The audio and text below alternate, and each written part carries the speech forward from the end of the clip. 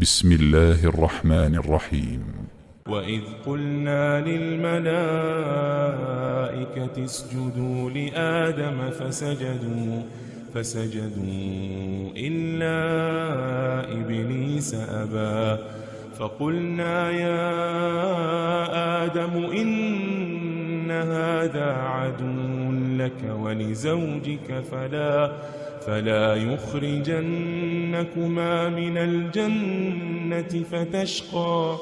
إن لك ألا تجوع فيها ولا تعرى وأنك لا تظمأ فيها ولا تضحى فوسوس إليه الشيطان قال يا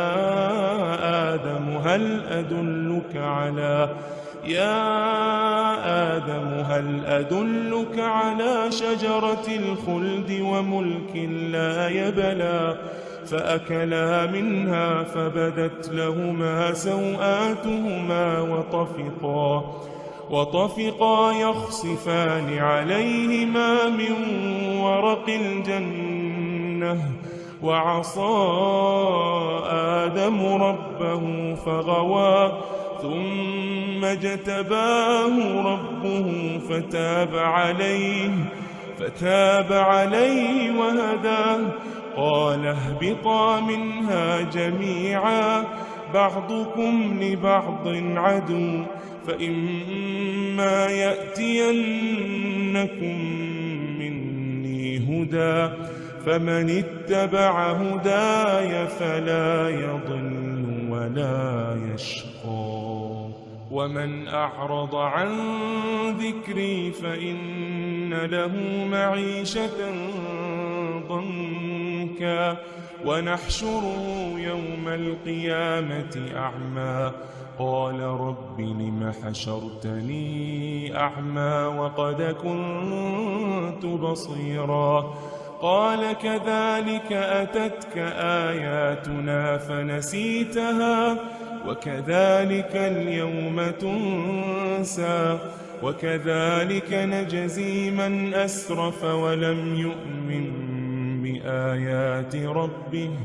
ولعذاب الآخرة أشد وأبقى أفلم يهد لهم كم أهلكنا قبلهم من القرون يمشون في مساكنهم إن في ذلك لآيات لأولي النهى ولولا كلمة سبقت من ربك لكان لزاما وأجل مسمى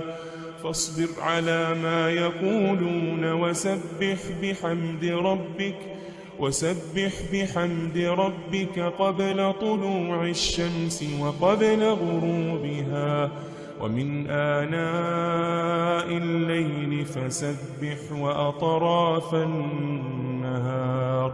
وأطراف النهار لعلك ترضى ولا تمدن عينيك إلى ما متعنا به أزواجا